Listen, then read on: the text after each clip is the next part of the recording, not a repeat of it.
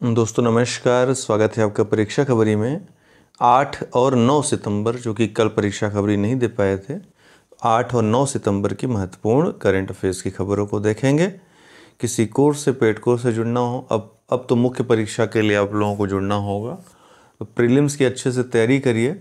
अगर टेस्ट वगैरह देना चाहते हैं, मॉक टेस्ट वगैरह, तो नीचे व्हाट्सएप है, संपर्क कर सकते हैं।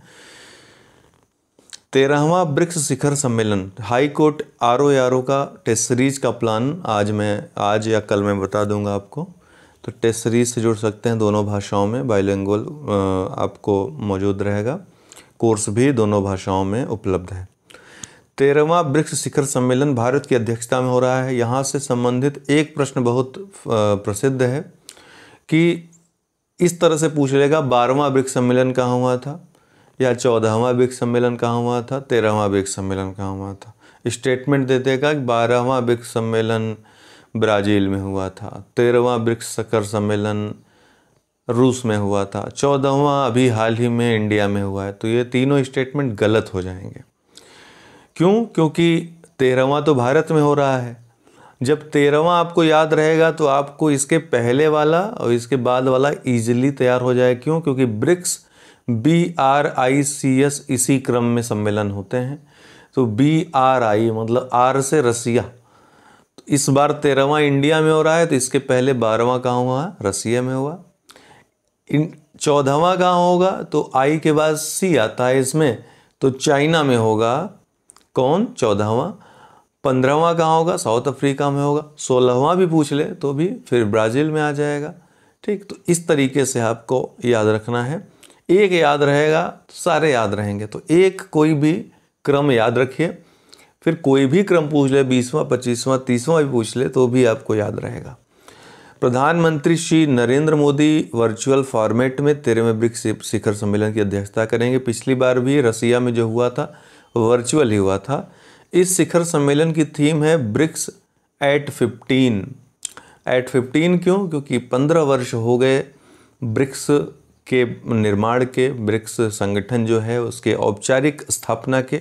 2009 में रूस के येकातेरिनबर्ग में ब्रिक्स का पहला शिखर सम्मेलन हुआ था। वही औपचारिक स्थापना का भी दिन माना जाता है। फिर 2000 तब ब्रिक ही था, ये 4 ही देश थे, ब्राज़ील, रसिया, इंडिया, चाइना। फिर उसके बाद एक और महत्वपूर्ण देश जुड़ा 2010 में, साउथ अफ्रीका। और 2011 में साउथ अफ्रीका ने पहली बार ब्रिक्स सम्मेलन में भाग लिया था। तो ये कहानी की थी थोड़ी सी ब्रिक्स की, इस संगठन की। इसमें 4 जो देश हैं, ब्राज़ील, इंडिया, चाइना और साउथ अफ्रीका, ये विकासशील देश हैं, अग्रणी विकासशील देश हैं, जो बहुत ही प्रबल दावेदार हैं विश्व में विकसित देश बनने के। वहीं रूस जो है विकसित देश है। विकसित और विकासशील देशों के बीच ब्रिज का काम ब्रिक्स करता है। अगर ये कहा जाए तो ये अतिशयोक्ति नहीं होगी। तो BRICS at 15 intra BRICS cooperation for continuity, consolidation and consensus इस बार की थीम है। भारत ने, शॉर्ट थीम याद रखिएगा, ब्रिक्स एट 15। भारत ने अपनी अध्यक्षता के लिए 4 प्राथमिकता वाले क्षेत्रों की रूपरेखा तैयार की है। इसमें बहुपक्षीय प्रणाली में सुधार, आतंकवाद का मुकाबला, सतत विकास लक्ष्यों को प्राप्त करने के लिए डिजिटल और तकनीकी उपकरणों का उपयोग करना, और लोगों से लोगों के बीच आदान प्रदान को बढ़ावा देना शामिल है। इन क्षेत्रों के अलावा ब्रिक्स नेता कोविड-19 महामारी के प्रभाव और अन्य मौजूदा वैश्विक और क्षेत्रीय मुद्दों पर भी विचारों का आदान प्रदान करेंगे। ब्रिक्स की बात करें, कई बार बता चुके हैं, एक बार फिर से थोड़ी सी झलक देख लीजिए। ब्रिक्स राष्ट्र प्रमुख उभरती अर्थव्यवस्थाएं हैं जो क्षेत्रीय मामलों पर अपने महत्वपूर्ण प्रभाव के लिए जानी जाती हैं। ब्रिक्स के सदस्य देशों 2009 से औपचारिक शिखर सम्मेलनों में भाग ले रहे हैं। 12वां ब्रिक्स शिखर सम्मेलन नवीनतम संस्करण था, जिसकी मेजबानी रूस ने 17 नवंबर 2020 को वर्चुअली की थी। मूल रूप से ब्रिक का एक समूह था, ब्राज़ील, रूस, भारत और चीन का। 2010 से दक्षिण अफ्रीका को ब्रिक्स से जोड़ लिया गया, तब से ये ब्रिक्स हो गया। अब आप बताएंगे ब्रिक्स का मुख्यालय कहाँ पर है? ब्रिक्स का मुख्यालय कहाँ पर है, और न्यू इंडिया बैंक का मुख्यालय कहाँ पे? दोनों आप बताओगे। न्यू डेवलपमेंट बैंक का, ब्रिक्स का, दोनों का मुख्यालय कहाँ पर है? कमेंट बॉक्स में आपको बताना है। कई बार हम बता चुके हैं आपको। अगर अभी नहीं आ रहा है तो आप पूरा जो है डेली पढ़िए इन सब चीज़ों को, क्योंकि अभी भी परीक्षा है, 30 दिन से ज़्यादा है। ये सब छोटी छोटी बातें, अगर सरल सरल चीज़ें गलत होंगी आपकी, ठीक है, संघाई और बीजिंग में अगर आपको फ़र्क नहीं होगा तो फिर गलत हो जाएगा।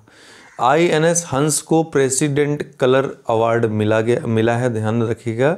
INS हंस को भारतीय सशस्त्र बलों के सर्वोच्च कमांडर और भारतीय राष्ट्रपति रामनाथ कोविंद ने हाल ही में INS हंस, जो गोवा स्थित भारतीय नेवल एविएशन है, उसको प्रेसिडेंट कलर अवार्ड या ध्वज प्रदान किया है। शांति और युद्ध दोनों स्थितियों में राष्ट्र को दी गई असाधारण सेवा के सम्मान में एक सैन्य इकाई को राष्ट्रपति द्वारा यह अवार्ड प्रदान किया जाता है। भारतीय नौसेना को सबसे पहली बार मिला था यह अवार्ड, ध्यान रखिएगा, 27 मई 1951 को। विद्यांजलि पोर्टल हाल ही में प्रधानमंत्री ने इसको लॉन्च किया है। किसके लिए है? तो प्रधानमंत्री नरेंद्र मोदी ने 7 सितंबर 2021 को विद्यांजलि पोर्टल और शिक्षा क्षेत्र में कई अन्य पहलों को लॉन्च किया। शिक्षक पर्व के सम्मेलन का उद्घाटन करते हुए यह पहले लॉन्च की गई। विद्यांजलि पोर्टल स्कूल विकास के लिए शिक्षा स्वयंसेवकों, दाताओं या CSR योगदानकर्ताओं की सुविधा के उद्देश्य से शुरू किया गया था। विद्यांजलि पोर्टल समुदाय या स्वयंसेवकों को उनकी पसंद के सरकारी और सरकारी सहायता प्राप्त स्कूलों से सीधे जुड़कर योगदान करने में सक्षम बनाने के लिए लॉन्च किया गया है। क्या है उद्देश्य? ध्यान रखिएगा।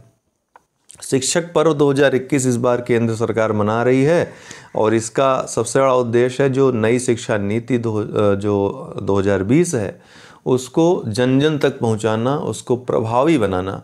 शिक्षा पर्व 2021 को शिक्षा मंत्रालय द्वारा लॉन्च किया गया था। इसका उत्सव 5 सितंबर से शुरू हुआ था, शिक्षक दिवस से, और 17 सितंबर 2021 को ये समाप्त होगा।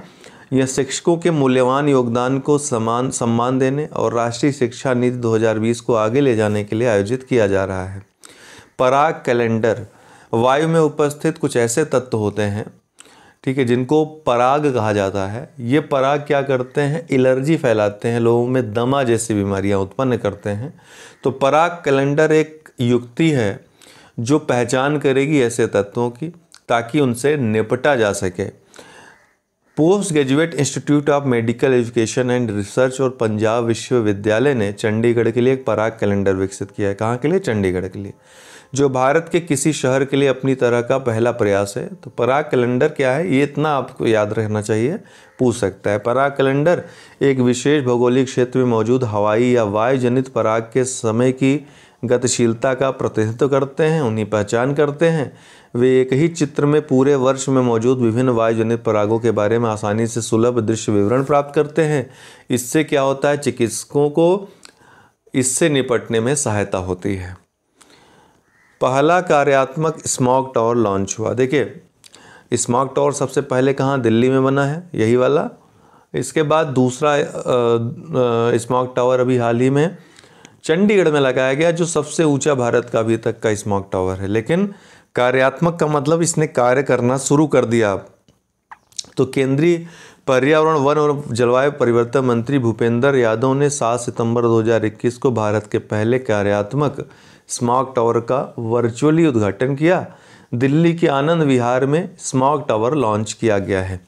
स्मॉग टावर है क्या? तो स्मॉग टावर एक संरचना है जिसे बड़े या मध्यम स्तर के वायुशोधक, एयर प्यूरीफायर के रूप में डिजाइन किया गया है। यह फिल्टर के माध्यम से वायु प्रदूषण को कम करने में मदद करता है। आनंद विहार स्थित स्मॉग टावर की ऊंचाई 20 मीटर से अधिक है। यह डाउन ड्राफ्ट टाइप का है, जिसमें टावर के ऊपर से प्रदूषित हवा अंदर जाएगी और नीचे से साफ हवा निकलेगी। यह फिल्टर स्थानीयकृत पार्टिकुलेट मैटर को PM 2.5, PM 10 आदि को कम करने के लिए लगाया गया है। चलिए 8 तारीख के खबरों को देख लेते हैं।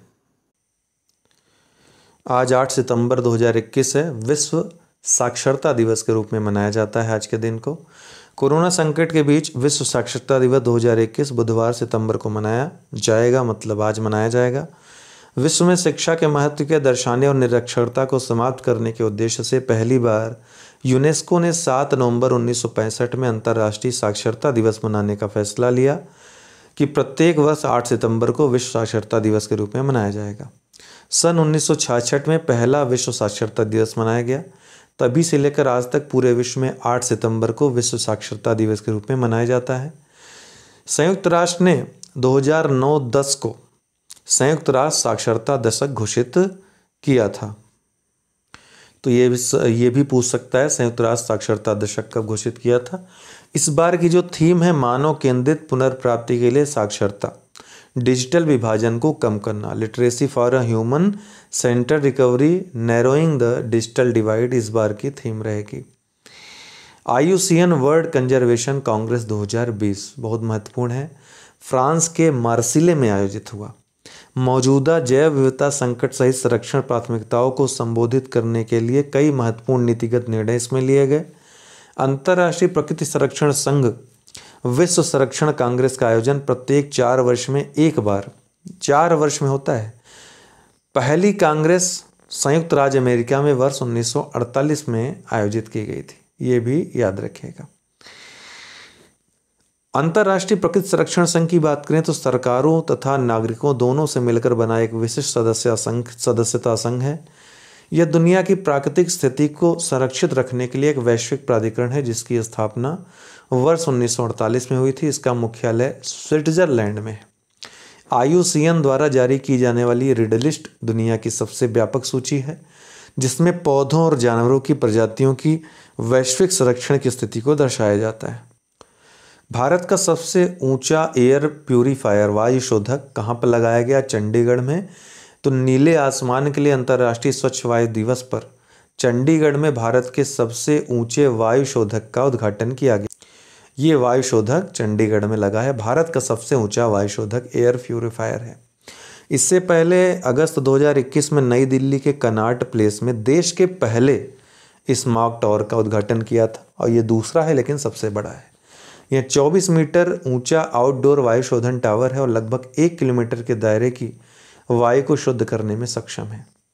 नीले आसमान के लिए अंतर्राष्ट्रीय स्वच्छ वायु दिवस संयुक्त राष्ट्र महासभा ने दिसंबर 2019 में एक प्रस्ताव अपनाया जिसके द्वारा 7 सितंबर को नीले आसमान के लिए अंतर्राष्ट्रीय स्वच्छ वायु दिवस की घोषणा की गई। इसका उद्देश्य जलवायु परिवर्तन, मानव ग्रही स्वास्थ्य के साथ साथ सतत विकास लक्ष्यों जैसे अन्य महत्वपूर्ण मुद्दों को शामिल करने के लिए व्यापक स्तर पर बातचीत को जारी रखने हेतु सभी के लिए स्वस्थ वायु की आवश्यकता को प्राथमिकता देना है। वर्ष 2021 के लिए थीम जो है स्वस्थ वायु, स्वस्थ ग्रह, हेल्दी एयर, हेल्थी प्लेनेट इस थीम है इस बार की। ठीक है, मैं भी पूछ ले। वाराणसी में चुनार क्रूज सेवा शुरू की गई है। तो वाराणसी चुनार क्रूज सेवा पर्यटन को बढ़ावा देने के लिए वाराणसी से चुनार तक क्रूज सेवा 5 सितंबर 2021 को शुरू हुई। गंगा नदी में यह क्रूज सेवा वाराणसी से मिर्जापुर के ऐतिहासिक चुनार किले तक चलेगी। वाराणसी की यात्रा करने वाले पर्यटक अब गंगा नदी में लगभग 30 किलोमीटर लंबी यात्रा कर सकते हैं। भारत का पहला डुडोंग संरक्षण रिजर्व तमिलनाडु सरकार ने हाल ही में दक्षिण पूर्वी तट पर पाक खाड़ी में भारत का पहला डुडोंग संरक्षण रिजर्व स्थापित करने की अपनी योजना की घोषणा की। डुडोंग या सी काऊ जिसको कहते हैं एक लुप्त प्राय समुद्री स्तनपायी है। यह निवास स्थान के नुकसान, समुद्री प्रदूषण और समुद्री घास के नुकसान के कारण विलुप्ति का सामना कर रहा है। डुडोंग मन्नार की खाड़ी और तमिलनाडु में पाक की खाड़ी में पाया जाता है। IUCN ने डुडोंग को विलुप्त होने वाली प्रजातियों के लिए कमजोर के रूप में सूचीबद्ध किया है। Climate finance leadership initiative CFLI India, ये क्या है? इंडिया और यूनाइटेड किंगडम ने ये दोनों ने मिलकर के शुरू किया है। 11वें भारत UK आर्थिक और वित्तीय संवाद में भारतीय वित्त मंत्री निर्मला सीतारमण और UK के चांसलर ऋषि सुनक ने वर्चुअली मुलाकात की।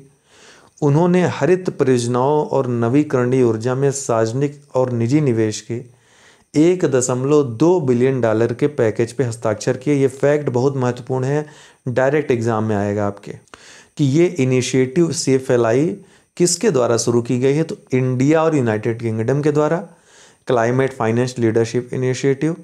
और इसके लिए हरित परियोजनाओं और नवीकरणीय ऊर्जा में सार्वजनिक और निजी निवेश के $1 बिलियन के पैकेज पर दोनों ने हस्ताक्षर किए हैं। भारत का पहला उपग्रह और बैलिस्टिक मिसाइल ट्रैकिंग जहाज, क्या नाम है इसका? ध्रुव। तो भारत का पहला उपग्रह और बैलिस्टिक मिसाइल ट्रैकिंग जहाज ध्रुव विशाखापट्टनम से कमीशन किया जाएगा। इस जहाज का निर्माण पूछ लेगा ध्रुव क्या है, तो भारत का पहला उपग्रह और बैलिस्टिक मिसाइल ट्रैकिंग जहाज है। इस जहाज का निर्माण हिंदुस्तान शिपयार्ड द्वारा रक्षा अनुसंधान और विकास संगठन DRDO और राष्ट्रीय तकनीकी अनुसंधान संगठन NTRO के सहयोग से किया गया है। INS ध्रुव दुश्मन की पनडुब्बियों के अनुसंधान और पता लगाने के लिए समुद्र के बेड का नक्शा भी बना सकता है। मांडा भैंस अभी हाल ही में चर्चा में रहा। National bureau of animal genetic resources ने मांडा भैंस को भारत में पाई जाने वाली भैंसों की 19वीं अनूठी नस्ल के रूप में मान्यता दी है। मांडा भैंस किसने? National bureau of animal genetic resources ने मांडा भैंस को भारत में पाई जाने वाली भैंसों की 19वीं अनूठी नस्ल के रूप में मान्यता दी है। यह नस्ल पूर्वी घाट और उड़ीसा के कोरापुट क्षेत्र के पठार में पाई जाती है। मांडा नस्ल की भैंसें परजीवी संक्रमण के प्रति प्रतिरोधी, बीमारियों के प्रति कम संवेदनशील होती हैं और मामूली संसाधनों पर ही जीवित रह सकती हैं। पर्यटन को बढ़ावा देने और रोजगार पैदा करने के लिए टूरिस्ट विलेज नेटवर्क लॉन्च किया किसने? जम्मू और कश्मीर ने। सागर मिशन के तहत भारतीय नौसेना का अपतटीय गश्ती पोत INS सावित्री किस देश में? चट्टोग्राम बंदरगाह पर पहुंचा, बांग्लादेश में। ठीक है, सागर मिशन के तहत भारतीय नौसेना का अपतटीय गश्ती पोत INS सावित्री, ध्यान रखिएगा। America based global leader approval tracker morning consult के अनुसार सर्वेक्षण में शामिल 13 विश्व नेताओं में शीर्ष पर कौन रहा? प्रधानमंत्री नरेंद्र मोदी। तो America based global leader approval tracker है मॉर्निंग कंसल्ट। इसने सर्वेक्षण किया, 13 वैश्विक नेताओं में शीर्ष नेता कौन रहे? प्रधानमंत्री नरेंद्र मोदी रहे। वतन प्रेम योजना किस राज्य ने लॉन्च की है? गुजरात ने। जलवायु संकट से निपटने के लिए एक मंत्रालय का गठन किसने किया है? ग्रीस ने हाल ही में किया है। थैंक्स फॉर वॉचिंग, बहुत बहुत धन्यवाद।